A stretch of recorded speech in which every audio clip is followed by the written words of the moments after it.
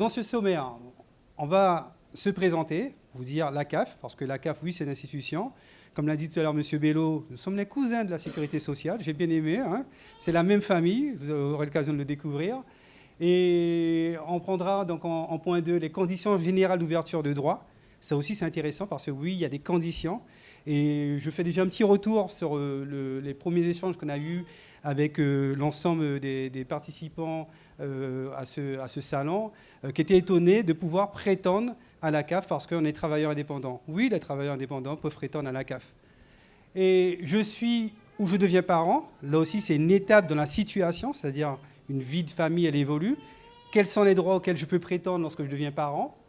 Mes enfants grandissent. On verra aussi les prestations qui vont de pair avec l'accompagnement de ces enfants qui grandissent. Et puis, là, je laisserai sûrement la main. Entre-temps, on verra, on fera un duo avec Madame Zanzan. Je suis en situation de handicap ou je suis un proche aidant. Une situation, on l'a vu aussi, qui est sensible, hein, le handicap, une situation voilà, particulière. Et puis, proche aidant aussi, je pense que la sécurité sociale a dû sûrement avoir un volet là-dessus. C'est quelque chose aussi qui revient assez fréquemment dans notre société, en tout cas. Et puis, on parlera en avant-dernier point sur les aides au logement. Voilà, comment on peut prétendre aux aides au logement. Et puis, un point sûrement très intéressant, j'ai peu ou pas de revenus, ce qui arrive. Et particulièrement, on va essayer d'intégrer cette présentation sous une vision du travailleur indépendant. Voilà. Donc, quelques informations d'ordre général. Donc, la caisse d'allocation familiale, hein, c'est voilà, ce qu'on appelle aussi, c'est la branche famille, une des 6 branches de la sécurité sociale. Donc, vous avez un petit peu le récap depuis notre création en 1946, octobre 1946, et puis aussi une situation, un point en 2022 sur le nombre d'allocataires au niveau national. C'est plus de 13 millions d'allocataires. Et après, donc, à l'allocataire, c'est celui qui a son dossier. Et cela représente en tout cas 32,5 millions de bénéficiaires. Vous vous rendez compte, c'est énorme. Prenez la population française, 65 millions d'habitants, voilà, près de la moitié. Et en montant de prestations versées, 99 milliards d'euros. Voilà, on verra toutes ces données en notion locale. Et juste avant aussi, très important, parce que souvent, la CAF, lorsqu'on pense à la CAF, on pense aux prestations familiales. Ce n'est pas que les prestations familiales. Il y a les prestations dites légales et puis les prestations extra-légales représentées, vous le verrez, par la partie action sociale, aussi qui est un acteur important au sein de la CAF dans les différentes prestations que nous versons. Et puis, on le verra aussi dans le détail, on aide qui? Je vous l'ai dit tout à l'heure, les travailleurs indépendants, oui, ce sont des familles comme n'importe quelle autre famille, les locataires et puis aussi les personnes en difficulté. La Guyane, c'est un peu changé.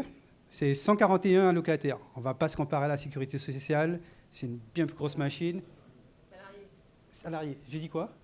Ah, oh là là, vous avez vu. Je pense trop souvent aux allocataires. Voilà. En tout cas, c'est 141 allocataires. Oh là là, décidément, hein, salariés. Un peu plus actuellement, plus de 170. Voilà. Et en données locales, c'est 175 000, grosso modo, vous m'excusez, j'arrondis, personnes couvertes. Plus de 60% de la population. C'est un allocataire sur 2 qui est contrôlé. Alors, je sais souvent qu'on nous dit oui, mais la CAF, il n'y a pas assez de contrôle. Non, non, méfiez-vous, c'est aussi des contrôles. Alors, un contrôle, ce n'est pas forcément un agent, un contrôleur sur place qui va venir chez vous contrôler. On a d'autres méthodes de contrôle aussi qui s'appellent des contrôles sur pièce. Je vous ferai la grâce de ne pas rentrer dans le détail. C'est plus de 1 million de documents reçus. Vous avez vu? 1 million de documents reçus dans l'année, c'est énorme. C'est 27 000 appels aux agents. On a une plateforme téléphonique qui est mutualisée. On la partage avec la Guadeloupe, la Martinique. Donc on reçoit des appels.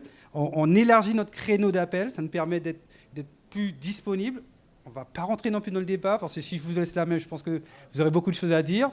Mais en tout cas, c'est les efforts qui sont déployés pour essayer d'être contactés. Donc ça nous fait une plage horaire ouverte, en fin de compte, depuis 7 heures pour nous, mais c'est 6 heures hors de Martinique.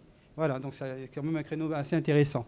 C'est plus de 20 000 visites sur le site, les 3 sites, hein, Cayenne, Kourou, Saint-Laurent.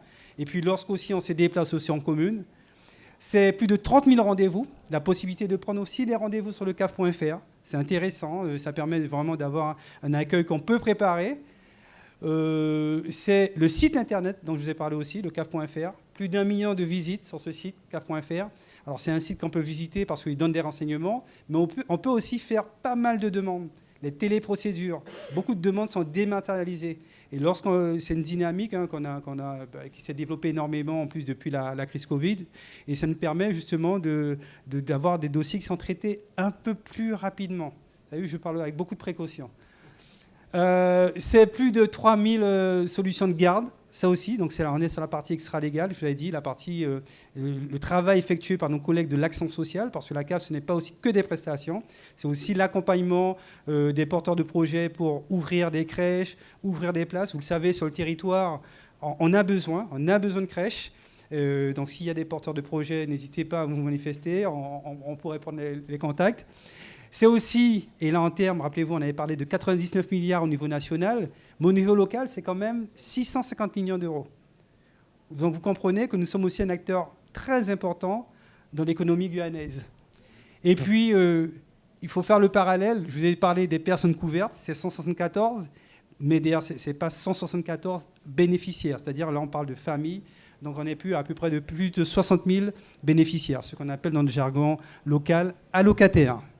Tout le monde peut prétendre aux prestations familiales. Il y a juste des conditions, c'est-à-dire qu'il faut résider sur le territoire et il faut être en régularité au niveau de votre séjour si vous n'êtes pas de nationalité française. Beaucoup de personnes pensent qu'il faut avoir énormément de choses pour prétendre aux prestations.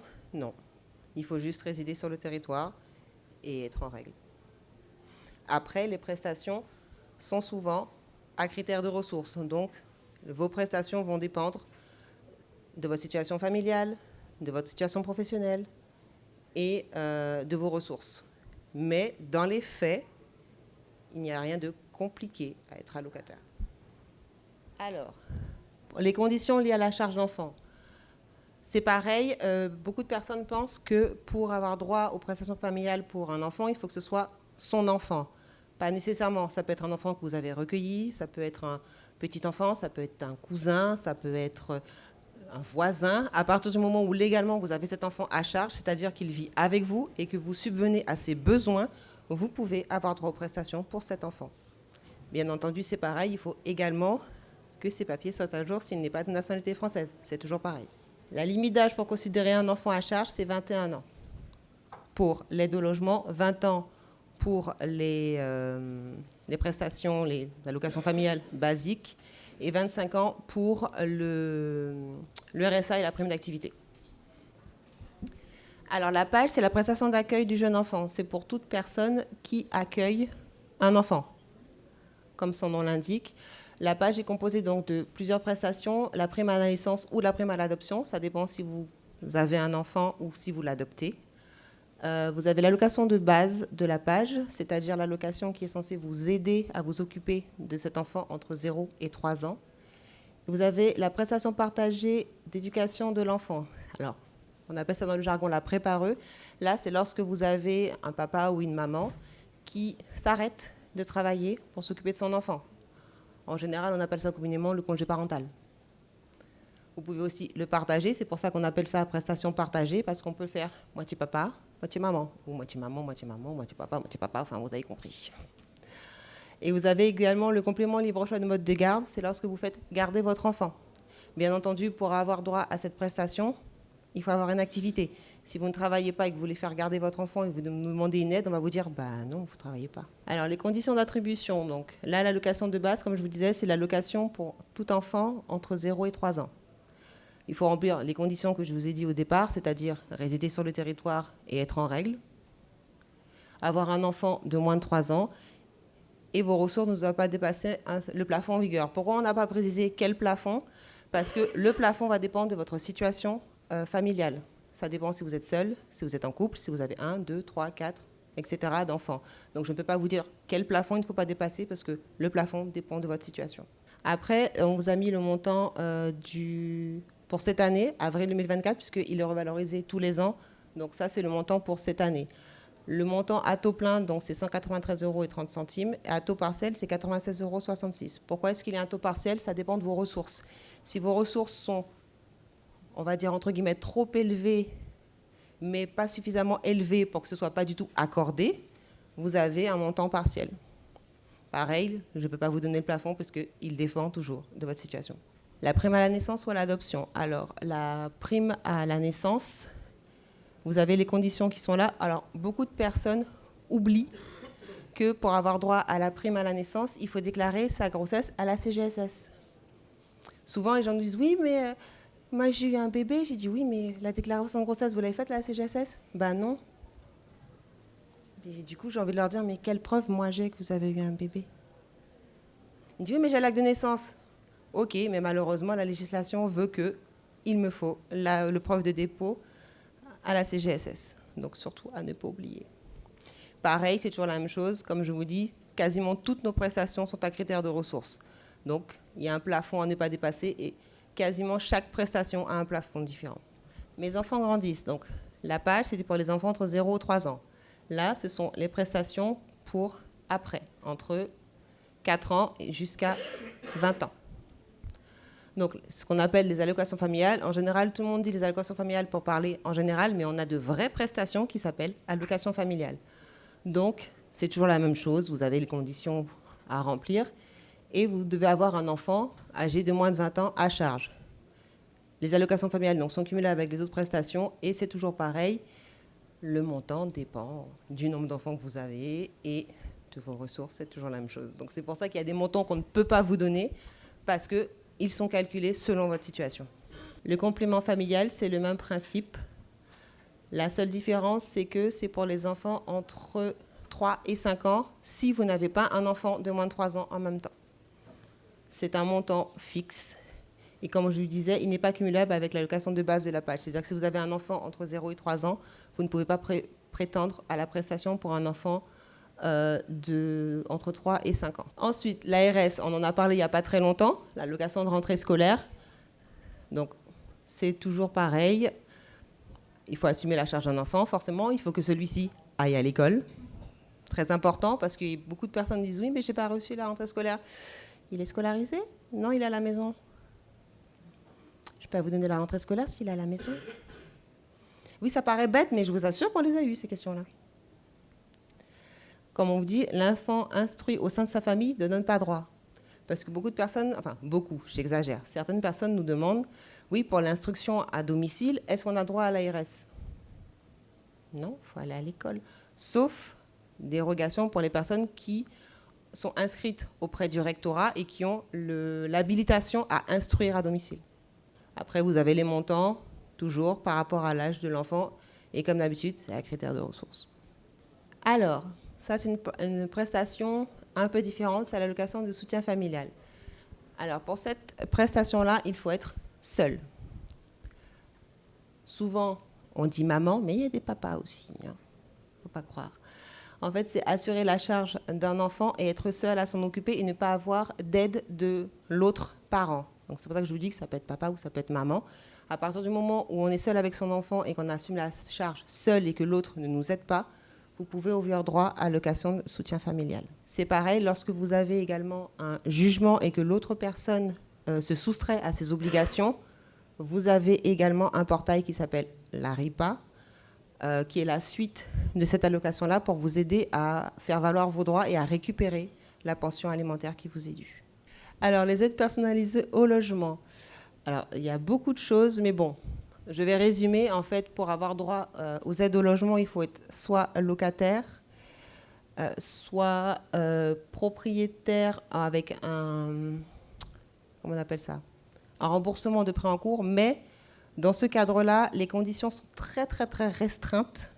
Elles sont sur le CAF.fr, elles sont tellement restreintes que je vous avouerai que je ne les ai pas en tête, très honnêtement. Mais la plupart du temps, les aides au logement, c'est pour les personnes qui sont locataires. Donc, il faut payer un loyer. Je précise bien qu'il faut payer un loyer, parce qu'à partir du moment où vous ne payez plus votre loyer, on ne vous aide plus. Parce que ce n'est pas juste d'aider les gens qui ne payent pas leur loyer, se disent « bon, ben c'est bon, la CAF va payer ». Non, c'est une aide. On n'est pas là pour faire à votre place, on est là pour vous aider. Et c'est toujours pareil, vous avez des ressources à ne pas dépasser. Et donc, le montant de votre aide au logement est lié à vos ressources, mais également au montant de votre loyer. Donc, c'est calculé au cas par cas à chaque fois. Dans le cadre des aides au logement, vous avez la prime de déménagement. On n'en a pas beaucoup ici, mais ça existe. Alors, la condition pour avoir droit à la prime de déménagement, c'est avoir 3 enfants à charge, nés ou à naître, c'est-à-dire que vous pouvez en avoir 2 avec le 3e qui arrive. Et il faut qu'il y en ait au moins un qui a moins de 2 ans. Vous devez avoir une aide au logement en cours dans les 6 mois qui suivent le déménagement.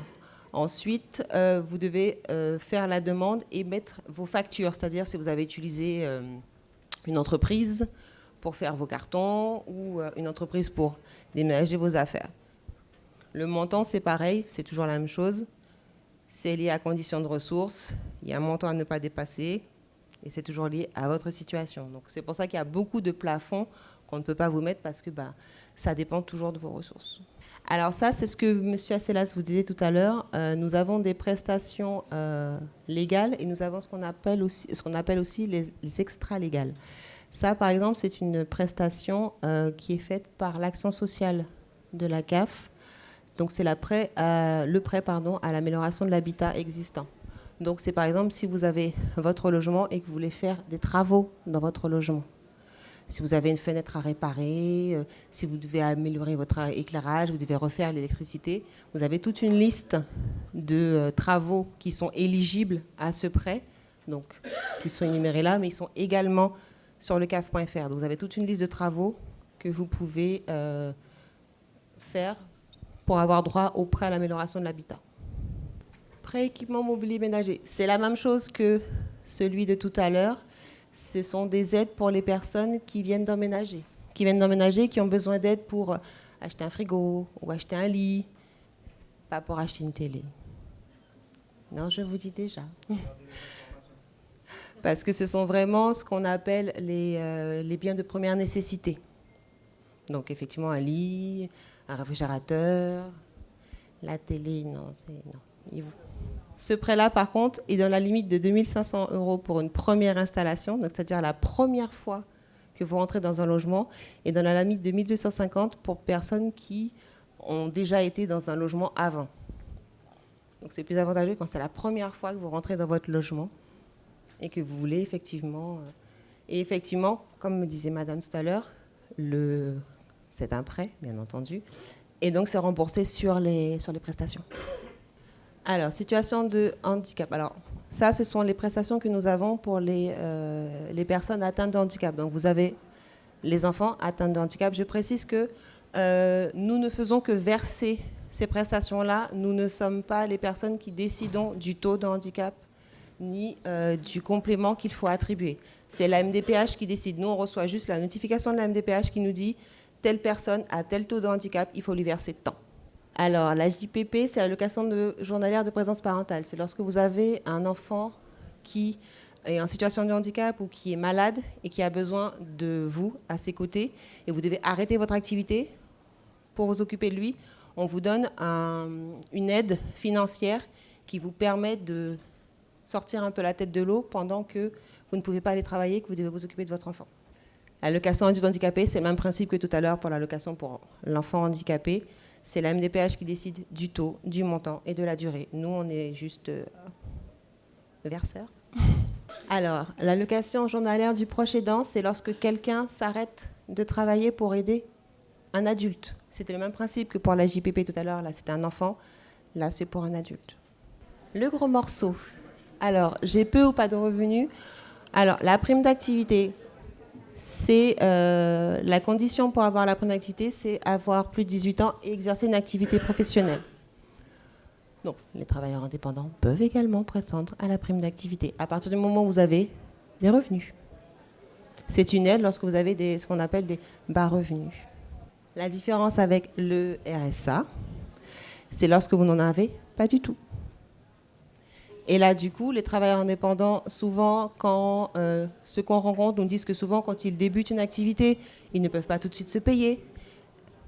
À ce moment-là, le RSA est fait pour vous, parce qu'effectivement, ça vous aide à sortir la tête de l'eau le temps que votre activité puisse vous rapporter de quoi vous payer, tout simplement. Donc la demande se fait en ligne. De toute façon, à la CAF, tout se fait en ligne. On ne donne plus de papier, on essaye de sauver les arbres. Donc tout se fait en ligne et à la fin de la demande de RSA, vous aurez un formulaire comme ceci. Ce sont les formulaires complémentaires pour ce qu'on appelle, nous, dans le jargon, les RSA-ETI. C'est pour les travailleurs indépendants. Et on vous demande effectivement votre statut, parce que le calcul est fait selon votre statut de travailleur indépendant, parce que selon votre statut, le calcul est différent par rapport au régime fiscal. Et on vous demande exactement votre cabis pour savoir effectivement quel est votre statut de travailleur indépendant. Et ne me demandez pas combien on peut vous donner, je ne peux pas vous répondre, c'est fait au cas par cas. Là par contre, c'est vraiment du cas par cas.